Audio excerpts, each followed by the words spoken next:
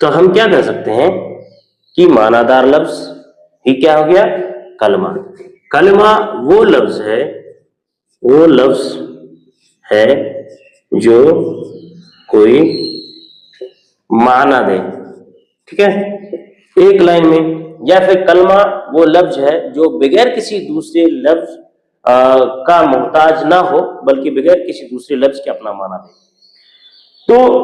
کلمہ وہ لفظ ہے جو کوئی معنی دے، اور معنی دار لفظ کو جو ہے کلمہ کہتے ہیں، یا پھر موضوع لفظ کو کلمہ کہتے ہیں۔ تو اس طرح کا سوالات جو ہے ایگزام میں آ سکتا ہے، بن سکتا ہے کہ کلمہ کسے کہتے ہیں، آپشن میں موضوع لفظ بھی ہو جائے گا، یا پھر جو ہے معنی دار لفظ ہوگا، یا پھر ایسا لفظ جو کہ معنی دے، ٹھیک ہے، یا پھر ایسا آ سکتا ہے کہ موضوع لفظ کو کیا کہتے ہیں، آپشن میں آپ کا آ جائے گا کلمہ وغیرہ، یہ سب کچھ۔ تو یہ چیز آپ دھیان میں رکھیں گے کہ لفظ